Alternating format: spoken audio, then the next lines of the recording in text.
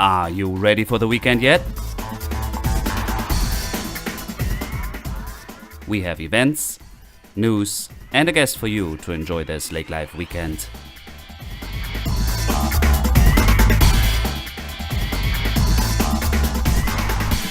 Hello and welcome to this week's episode of Lake Life Weekend Podcast. I'm Dirk, I'm your host, and please stay tuned. We have Marlys Ailie from Jack Chivers Realty with us today in the interview, talking about the real estate market in 2016 and 2017, a little fall and summer review, and potentially predictions if you're looking for real estate in Lakes Country. Now some news. The Greystone building in Detroit Lakes celebrates 100 years. 100 years ago, the Greystone building opened its doors, and on Thursday, September 21st, hundreds of people showed up to celebrate. When it was originally constructed, the first floor featured a cafe, barbershop, writing room, and a dining room. Today, the building has 22 apartments on the second and third floor and several commercial spaces. There's a full article about the history and celebrations on DL Online with a link on our website. And then another great news here, City of Vergas gets permission to expand the city beach. We mentioned that a couple weeks ago, that it has been brought to the commission, and county officials gave the City of Vergas permission to extend the public beach. Right now, the city is in the process of learning how much the project is going to cost to expand. A new welcome sign is also being discussed, and there's a full article at the Frazee Forum website with a link from lakelifeweekend.com. Some events here this upcoming weekend. We have Yoga Flow with Wendy Billy again, September 28th, 6 p.m. through 7 p.m. in New York Mills at the Cultural Center on Main Avenue. And we have Pumpkin Fest coming to Lake Park, September 29th, 8 a.m. through September 30th, 5 p.m. A two-day festival. It's the annual Pumpkin Fest in Lake Park with events happening all day, both days. Full schedule at lakeparkmn.com and a link from our website as well. David Stoddart CD release concert September 29th, 7:30 p.m. through 9 p.m. in Fergus Falls. He plays songs from his new CD, You Gotta Be Kidding Me, as well as many oldies. And then on September the 30th, we have the 25th annual Pumpkin Fest car show, 9 a.m. through 10 a.m. I'm a car enthusiast. I may be able to go there. Car show during Lake Park's Pumpkin Fest will begin at 9 on September 30th. First 150 entries receive custom dash plaque. Wow, they're expecting 150 cars. That's a big show. So let's go. And also on September 30th, right after that, is the Tamarack Fall Festival at the National Wildlife Refuge in Rockford. Spend a day this fall at the Tamarack Wildlife Refuge for free events happening all day. Learn about the conservation efforts made and ways we can make a difference too. Lunch is available for sale by the Friends of Tamarack. All links and events, music, happenings on our website, lakelifeweekend.com. Thank you for tuning in, and please stay tuned to hear our interview with Marlys Ailie from Jack Chivers Realty. Thank you. Have a great weekend.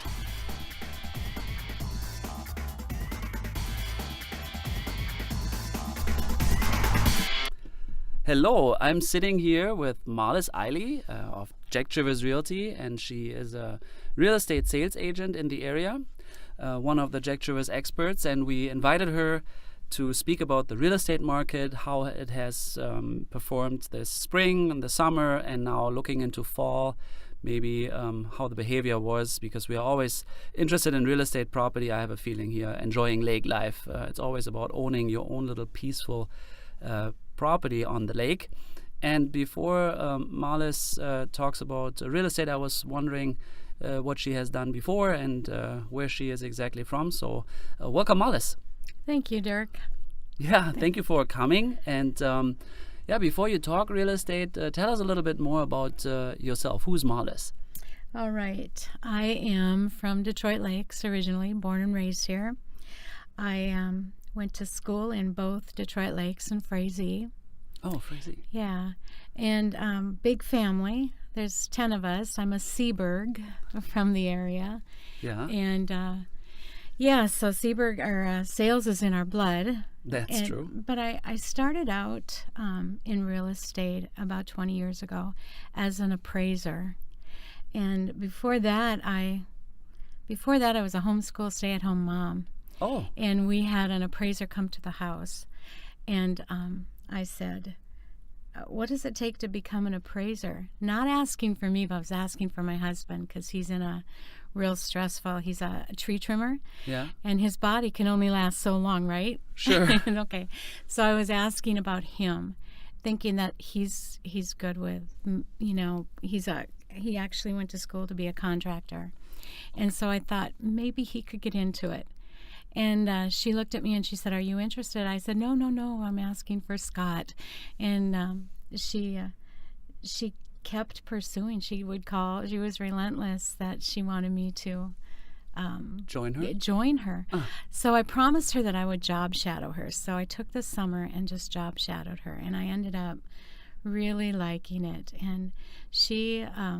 it was a good fit, and so she paid my schooling, my room and board while I went to school, and so I worked for her, and then there came a point with working with her that I wanted to venture off on my own, but I had a non-compete agreement, and so I honored that, and I went to work for one of the lenders that used me as an appraiser, and I worked there for about 5 years, and they paid for my way to continue my education to become a certified real estate appraiser.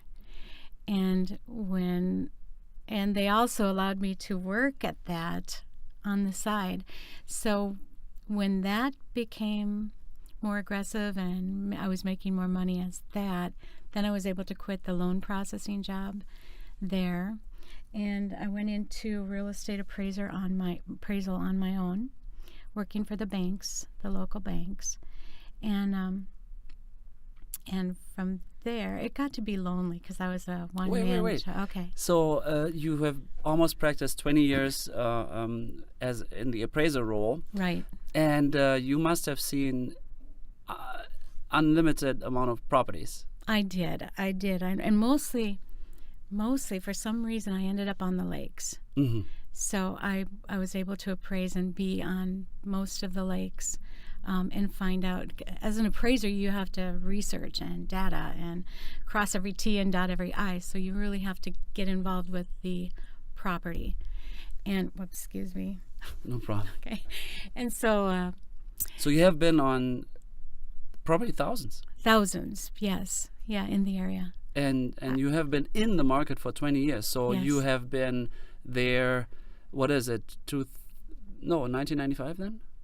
Yeah. Yeah, 1995-ish, late 90s. Mm-hmm. So you saw where, that's actually the beginning of lakeshore property, like a lot of people bought, right? Earlier too, but the 1995s to the 2005s, that's where the market value increased so significantly, right? Yeah, and there was a lot of changes in that industry. Mm-hmm. So tell us a little bit about the history of appraising or the market value. The market because value. I've been right into it. Okay. But we saw, that's the research that I looking in. I was a foreign exchange student in 1995, 96, and you know what? I always picked those real estate magazines up then already, and I saw I always wanted a river. I mean, in Germany you cannot buy woods, or it's just not there to buy big chunks of property, and I always saw those acreages with a river on it, and I wanted to actually build a big pond. I didn't know there were so many lakes around already. Literally, I didn't. So I was like 35,000, 25,000, 55,000, and I was just like, holy buckets, that's nothing. I mean, and you add another zero in Germany 20 years ago, and then maybe you buy a chunk of land, but it seemed to me so affordable. So it was way more affordable 20 years ago, correct? Yeah. And most of the world market has gone up and down and fluctuated. Yeah. But because we are the playground for Fargo Moorhead, you really don't see that high and low we've ebbed and flowed, so it hasn't been real drastic in this area. But yeah, they don't make any more lakeshore, so it's going up in value, and it's not a crazy increase. It's affordable still. It's a steady. It has been a steady increase since 95ish, 90s, and even 2006, 7, 8, 9. That only corrected at like maybe 10%, right? Right. Yeah. It ebbs and flows here. I mean, it corrects itself, but I don't think we had the big issue, the spikes that you saw worldwide or national. I mean, in the United States, Florida through California. Right. Yeah. So we are a unique market. We are. We are a very unique market, and we have something. We have a treasure. We only have that much lakeshore, and a lot of people want it. Yeah. So we have a rare commodity. We do. 412 lakes in a 25-mile radius. In Becker County. In Becker County. Alone. That's just Detroit. Yeah, around Detroit Lakes. Yeah. Yeah. And so, since you have been in sales for quite a while now, how did you experience 2016? Before we look at 17. Mm-hmm. And are we just talking lake houses? Cause rural lake, acreage, whatever your experience was. Yeah, they talk about buyers markets and sellers markets, and personally, I'm not looking at the big picture now. I'm just looking at myself. The buyer and the seller are pretty even keel here. Mm-hmm. There's a lot of negotiation going on, which is good, a good market. Healthy market? It is healthy. Yeah, I would say it was in 16, and I think it is in 17. The oil price or the oil affected the high-end homes, I think, because we had a lot of North Dakota buyers at the very high end when they came in with that oil money. 750 plus? Or what are we talking? That's what I'm talking. 750,000. Mm-hmm. But so that's tapered down to more in between. I mean, they're still around the 500, 600, 700, yes, but when you get up to the million, and it takes that special buyer again. Yeah. So, yeah. So, but you sell from a lot for 40,000, and you sell up to a property for $1 million. You see the whole spectrum of buyers and sellers you meet. Right. Yep. And last year was a very strong year, wasn't it? Yes, I had a good year last year. 2016 was extremely strong. How did you feel about 2017? Because every year starts fresh. Mm-hmm. The market always is different. Yeah. How was the spring of 2017? Spring was, it wasn't as aggressive as last year, but since I've been a realtor, switched hats and became a realtor, an agent, I've seen September, October, and November are my strongest months. Really? Is that crazy? I thought spring would be.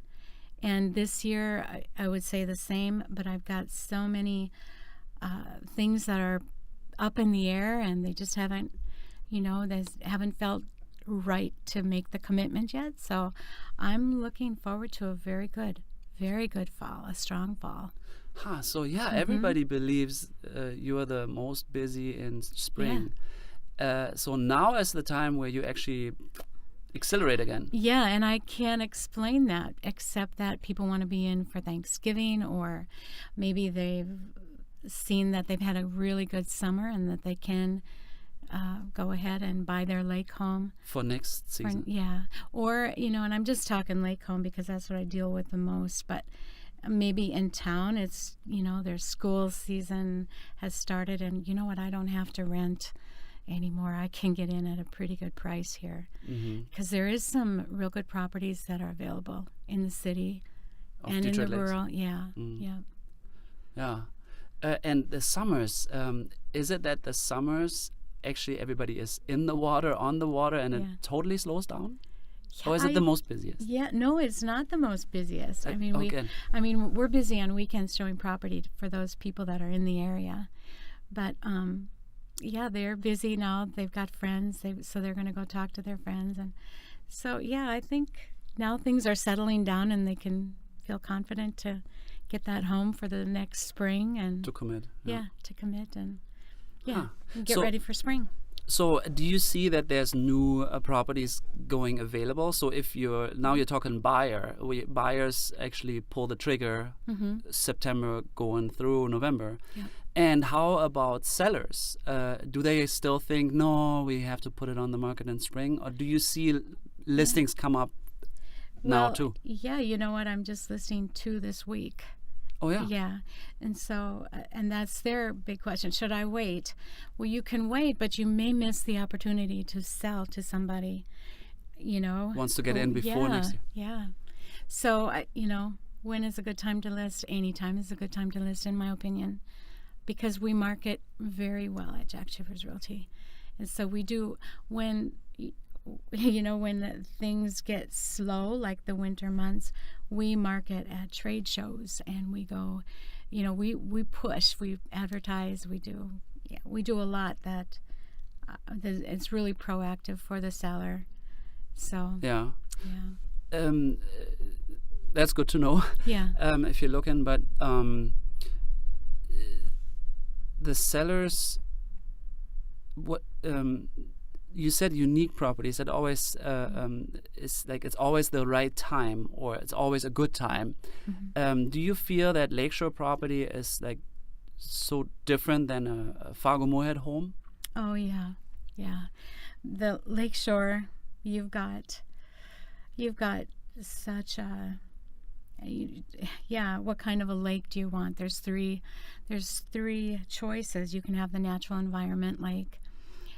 For the people that don't want a busy lake, it's quieter, but then the shoreline isn't as pristine as the others. A little bit more wild, or what? Yeah, a little muckier bottom. Oh. But the DNR does permit, like we live on a natural environment lake, and they permit some sugar sand to come in. Okay. And so, my grandchildren play on our little beach, but the older kids think, well, we got to get out further. So for me, I love that natural environment lake, but it's just not so busy. We don't have neighbors right next to each other. Yeah. But some people love that hustle and bustle of lake life. So they like the more pristine lakes. And then so there's the general development, and that is probably that you see more houses per mile on the shoreline. The depth is usually deeper, and the lake has more acreage on those lakes.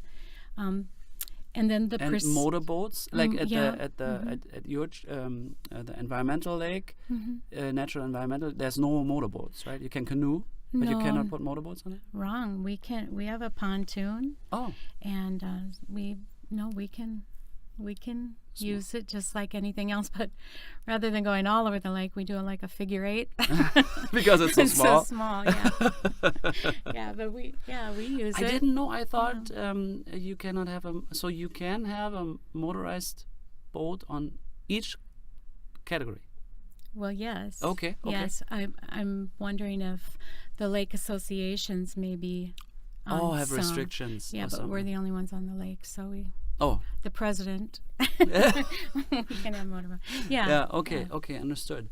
And then we have the medium-sized lakes, the natural development lakes. They're let's see, residential lakes, and they are again not as developed as the general, but it takes years and years for that category to change. So there's a lake, a long lake in Detroit Lakes, that in every way it looks like it's a general, but because there's plenty of people along the shoreline, they're all city amenities, but it takes years for the DNR to reclassify that. And what makes it a general? What's the next category up? What does it define? The general is the top category, and if you want to say top. And what does it entail? That's I think I just mentioned that it's just you have more. Oh, it's dense, more dense. Yeah, okay, understood. Yeah. And the lake is usually bigger. Okay. So it has to do with density, and all that density is possible. Then you can develop it a little bit more, I guess. Okay, understood. And okay, so what is your feeling, looking at least back of maybe last year and this year, your buyers that you have been helping did they buy more quiet or did they buy the hustle and bustle lakes? There's such a variety, Dirk. Oh, it always depends. Yeah. Boy, you get some that really want to be on the prestigious lakes. They want wow factor. They want level lots and sandy beach, but they're willing to pay for them. Okay. And they know they're going to pay a bigger price. Like Big Detroit, Cormorant. Yeah, I would say the premier lakes in the area are Big Detroit, Big Cormorant, Melissa, Melissa Sally area, and Big, did I say Big Cormorant? Yeah. Big Pelican. Big Pelican Big also. Detroit. Yeah. So these are the big lakes, not only big in acreage, but also in... I would call them premier. Premier. They're sought after. Okay. And people like the busyness of those lakes. And, they're the lakes with the fireworks on them. And they're the lakes that have restaurants. And, there's just so much to do on those lakes. You can kayak. You can do everything on those lakes. You have the freedom. And there's a lot of fun and lake life, a lot of lake living on those lakes. The other lakes are fun too, like the recreational lakes. They're next in line, and sometimes you can't tell them apart from the general. But they do have some shorelines that are muckier than others. Well, so do the general, I guess. Yeah. It's just... So every buyer is different. Every buyer's different, and they know what they want. But they know what they want. Yeah. Also, they know early on, I'm looking for this type of lake life. Yes. Because it's all lake life, obviously. Yeah, which makes it really easy. Once they tell me this is the kind of lake I want, then I can find that lake for them. Okay. Because I'm... Yeah. So they don't really come, I have no clue where I want to be?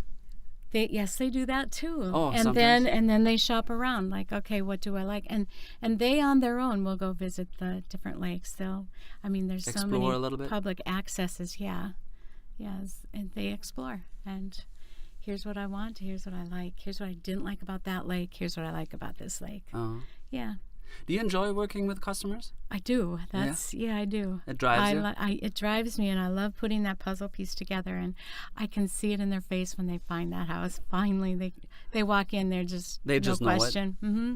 Yeah, I can see it. Talking to you that you're totally like visualizing yourself walking. And isn't it fun to explore all those properties also? Because it's so hard to compare. Right. Also with pricing then all of a sudden. Now coming from the appraisal, trying to establish market value, then we have this bank value. So how do you feel about that? How do you feel about the pricing?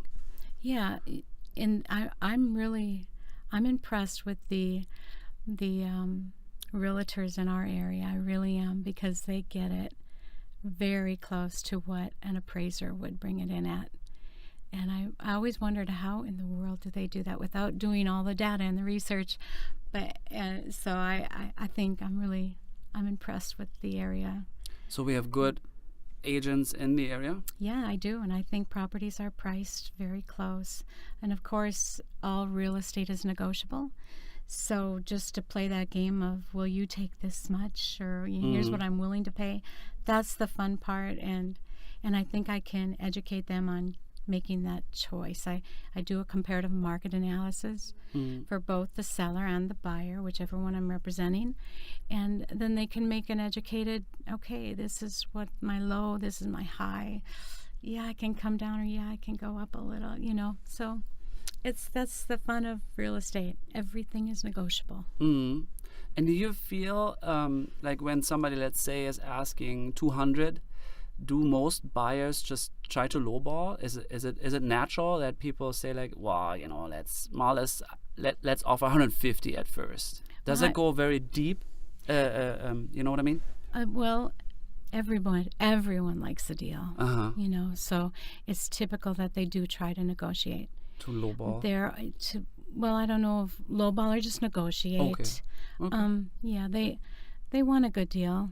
They don't want to necessarily offend the seller by bringing a offer in that's offensive.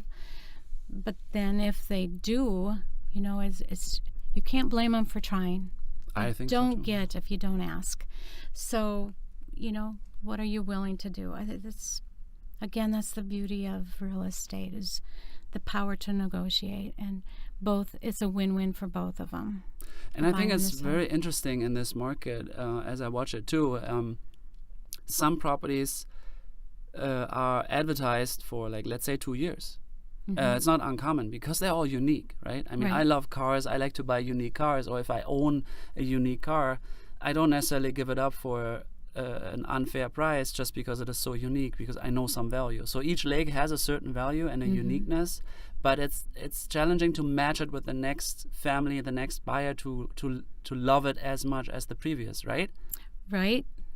Yeah, that's the challenge. Yeah, Yeah. it's not like just buying a cookie cutter in South Fargo where you just No. need housing. So Right. it's mostly it's a second home, huh? People want to have fun, so they buy with a different perspective. Yeah, on the Premier Lakes, it's typically a second home. Typically, not Yeah. always.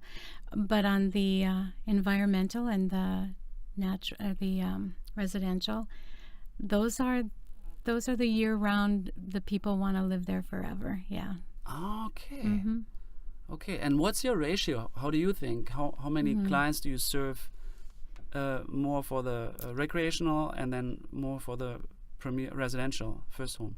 That's Is it balanced? the ratio is strong. That most people looking want a level lot with a sandy beach, and they still want their privacy. So that's what I'm hearing.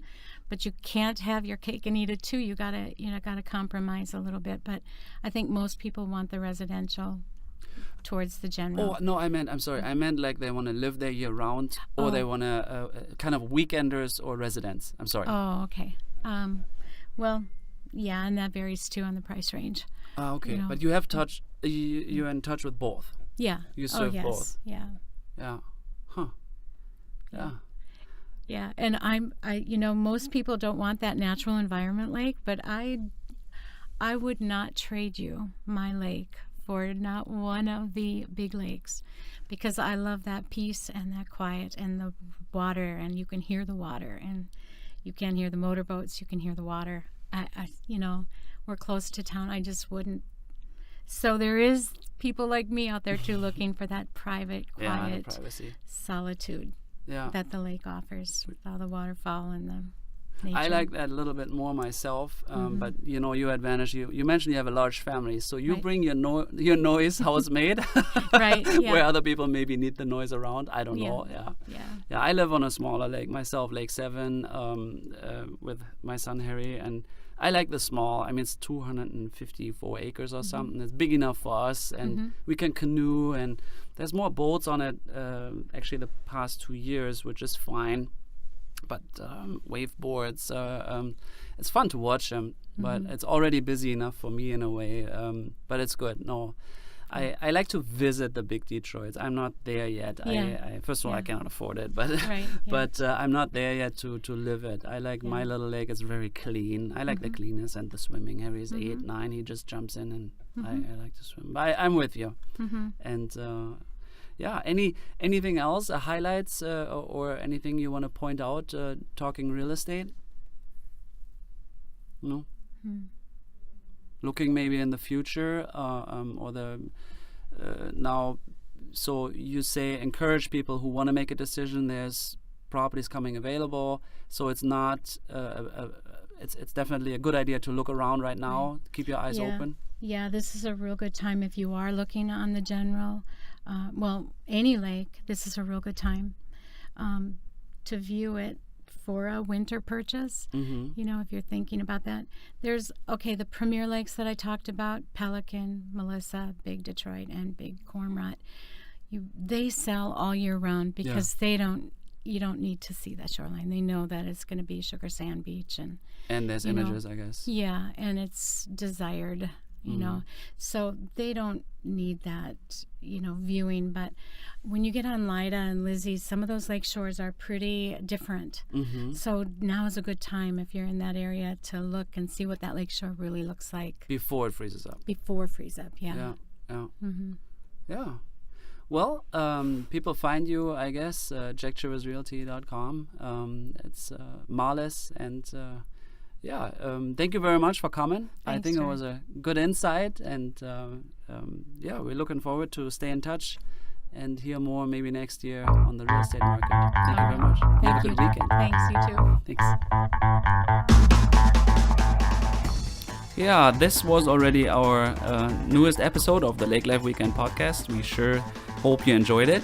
Tune in again next week with another great guest and updates. Always check out our website, lakelifeweekend.com, and if you have some comments, please feel free to email us at hello@lakelifeweekend.com, and you have a wonderful weekend ahead.